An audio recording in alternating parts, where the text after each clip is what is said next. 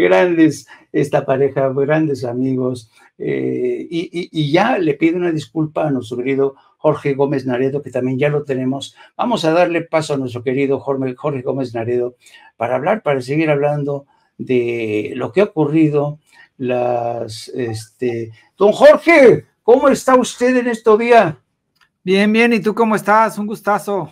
Bien, aquí, man, aguantando ahora porque hace un frío en la Ciudad de México, pero bien, bien, bien. Oye, Jorge, yo sé que tú eres una persona que te gusta, te fascina, disfrutas observar, analizar la evolución de los medios de comunicación. Que yo creo que por primera vez en mucho tiempo, Jorge, estamos asistiendo a un cambio de piel, a un cambio de alma de lo que son los medios informativos. Pero si te soy muy honesto, yo hoy el fenómeno de Aide, Reina Aide, a mí me dejó muy descolocado.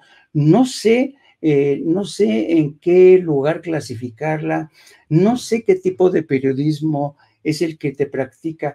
Ayúdame a entender, por favor.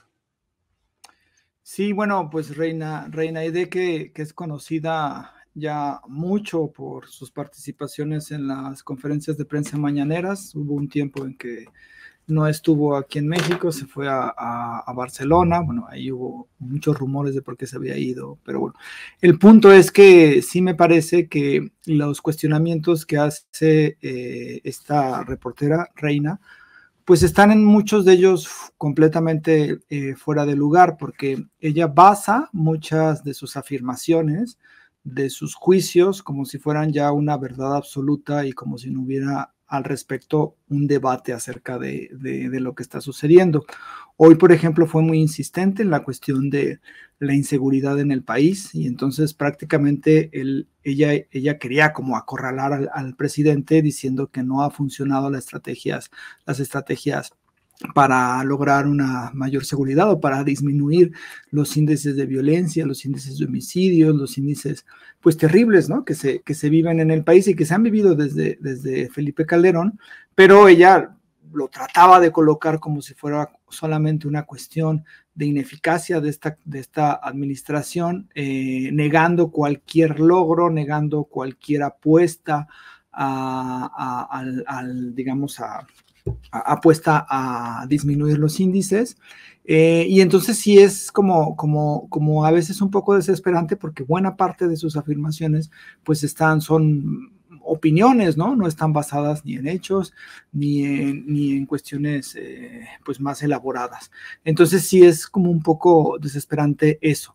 Después, otra de las cuestiones que yo también veo en la mañanera es que pues se supone que hay como un espacio para que cada reportero o reportera pues haga 2 preguntas y a partir de ello pues que se entable un diálogo, y suele ser que Reina pues logra monopolizar la palabra y entonces es prácticamente una entrevista y hay un diálogo, bueno, hay una pregunta-respuesta, pero también es muy incisiva en un mal sentido con lo que está planteando el presidente. Entonces sí me parece que también hay una cuestión de por qué enoja tanto la figura de Reina Aide en las redes sociales y porque mucha gente pues no le gusta la forma en cómo ella pregunta.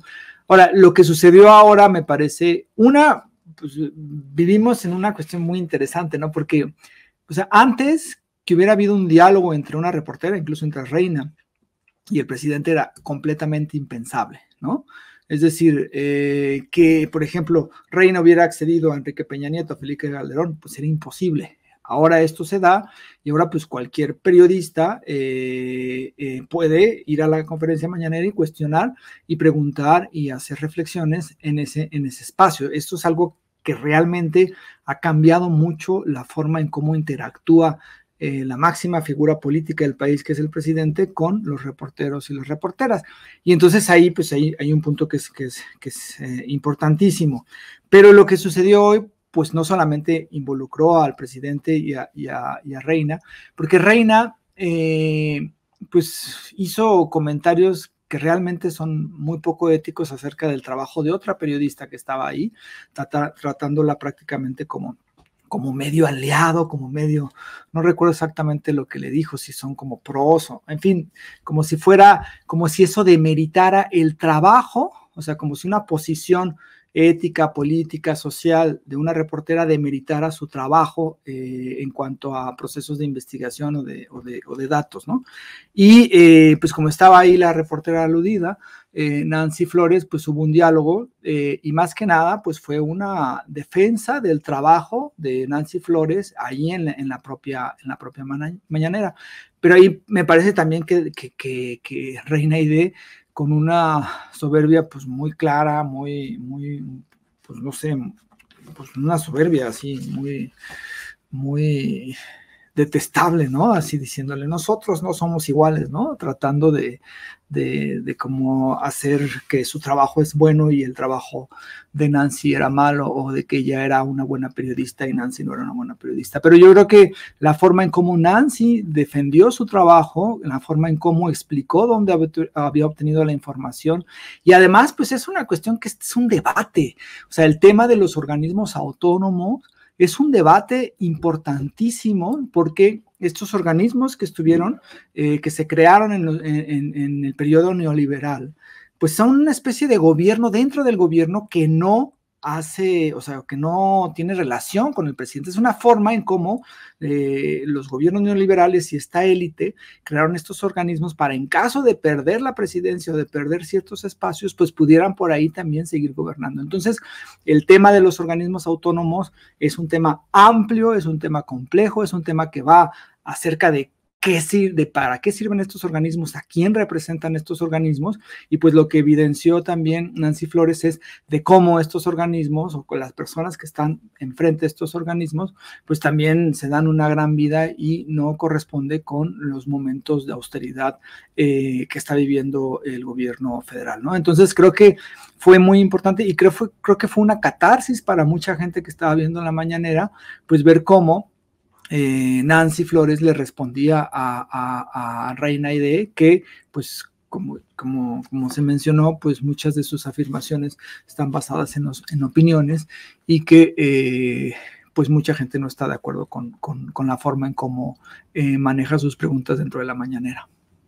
Fíjate que ya, por cierto, puso el tweet que pusieron nuestros compañeros de producción mientras hablabas, Jorge, el tweet en el que ponen los documentos en Nancy Flores, para que vean, o sea, es una mujer muy seria. Nancy Flores es una mujer muy, muy seria, muy profesional.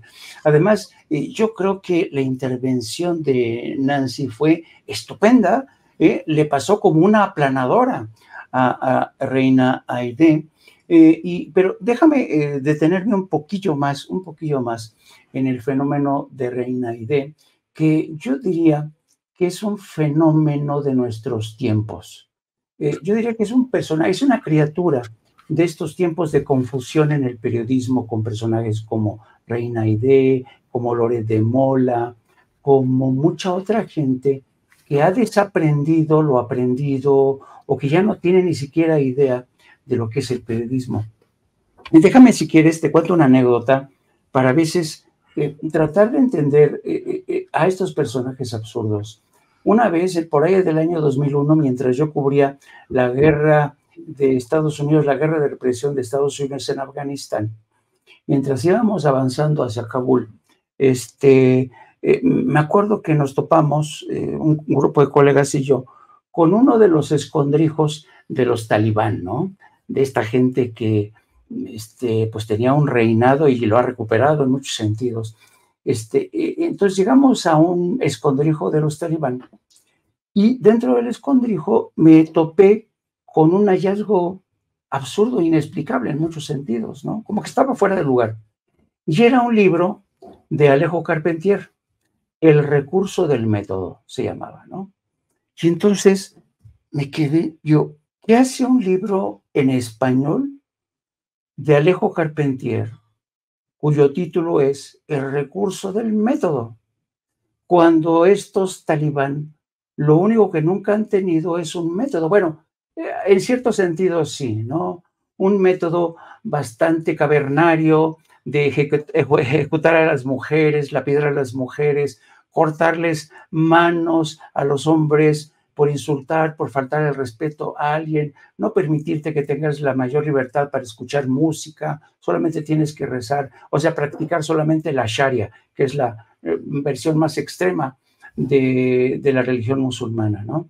Y entonces a mí me pareció completamente fuera de lugar ese libro, y no sé por qué razón, Jorge, esta mañana, cuando Reina Aide le dice al presidente, pero ¿cuál ha sido su metodología? No pude evitar acordarme de esa anécdota del libro del recurso del método de Alejo Carpentier. ¿A dónde voy? Reina Aide es una mujer que se ha presentado a sí misma como una periodista independiente. Hoy dijo que ella es periodista reconocida por el pueblo, ¿no? Yo no sé a qué tipo de pueblo se refiere Reina Aide. Hace poco estuvo creo que fueron 5 o 6 meses que la becaron para irse a Barcelona, se presentó a sí mismo como perseguida política, una periodista perseguida, y en muchos sentidos comulga con muchas de las opiniones de la derecha, de gentes como Mexicanos contra la Corrupción o Loret de Mola, pero también colabora para un medio como Pie de Página, algo que me resulta a mí desconcertante. Entonces, mi pregunta va en este sentido. ¿Tú crees que Reina Aide realmente representa a cierto sector del pueblo de México? ¿Tú crees que ella puede ponerse la etiqueta como periodista del pueblo? Yo tengo mis dudas y si puedes, porque yo no sé, en estas épocas de incertidumbre y confusión, sobre todo en el oficio del periodismo, me cuesta de verdad mucho trabajo entender, descifrar a este personaje. ¿Qué tipo de periodismo está profesando o practicando? Sí, digo, eso de que representa al pueblo me parece un chiste, ¿no? Porque al final, pues ella se pone como, se da, digamos, se construye dentro de la mañanera, se presenta dentro de la mañanera como una periodista crítica, una periodista que se preocupa por los problemas sociales de la gente, una periodista como de a pie que va y que es guerrera, ¿no? En todos los sentidos y que está como su lucha frente a un poder prácticamente autoritario que es el del presidente. A veces me da como esa idea que esa es la presentación que ella hace de sí misma. Incluso cuando le dice a Nancy Flores, ¿no? No somos iguales, es así como vestirse un poco como si fuera como de pureza. Pero además, yo creo que tampoco es una cuestión de que representa al pueblo, o sea, es decir, eso es como absurdo, ¿no? Decir que o sea, arrogarse, digamos, la cuestión de la representatividad del pueblo, cuando en realidad, pues quien realmente representa el voto popular ahí, en ese espacio, pues es el propio presidente. Entonces sí me parece que es una cuestión que es una presentación de ella como contra el poder.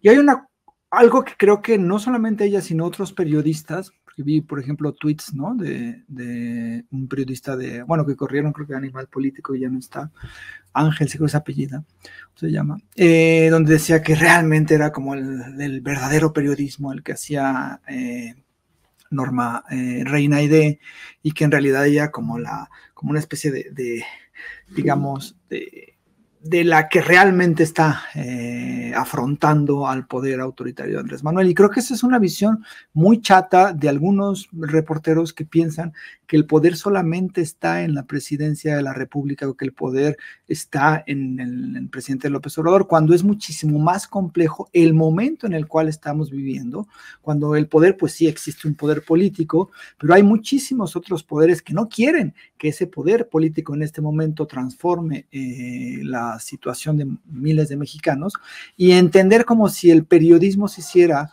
o como si el verdadero periodista fuera quien cuestionara a el presidente en turno, pues eso me parece como muy chato, pero además es como la visión esta de ¿cómo se llama? Del propio el payaso tenebroso, ¿no? Broso, que dice que el periodista es el que critica al poder, el que cuestiona al poder. Y eso es una visión chata, porque además ellos son un poder, ellos tienen un montón de intereses atrás del propio Latinus y del propio Broso y del propio Carlos Loret. Entonces sí es una visión muy chata la de Reina Aide, pero además me parece muy poco ético lo que hizo. Un tuit antes de que ella, o cuando estaba antes de que interviniera en la mañanera, Reina Aide lo pone a las 8 de la mañana, antes de que empezara ¿cómo se llama? Sus preguntas, dice: el reportaje sobre los presuntos gastos superfluos de funcionarios del INAI se expuso en ¿Quiénes quieren las mentiras? Porque es falso, ¿no? O sea, es decir, está cuestionando el reportaje de Nancy Flores, pero además está burlando de la sección del Quiénes quieren las mentiras y está afirmando que es falso, ¿no? Entonces, desde ahí, pues hay pero además lo hace sin ningún tipo de pruebas y además en la forma en cómo presenta ¿cómo se llama? Ese tweet, pues parecería que está defendiendo a los órganos autónomos, que está defendiendo los gastos superfluos ahí en esos organismos autónomos, que está defendiendo a quienes están detrás de esos organismos autónomos. Entonces sí me parece que quedó en muchos sentidos muy exhibida Reina, y además pues sí, o sea, porque no es un perfil como, o sea, es raro, ¿no? Como bien lo mencionas, en dónde está posicionada, ¿no? Que ella diga que representa al pueblo me parece un chiste y habría que ver realmente dónde está posicionada y cuáles son los intereses que defiende más allá de estas preguntas que parecería que están como a favor, ¿no? de ciertas causas como estar en contra de la violencia y demás cuestiones. Sí, yo la encuentro realmente difícil de definir, para mí es un galimatías, y en muchos sentidos, muchos de sus actos rayan en el desquiciamiento, hay una especie de resentimiento combinado con ganas de tener exposición ante las cámaras.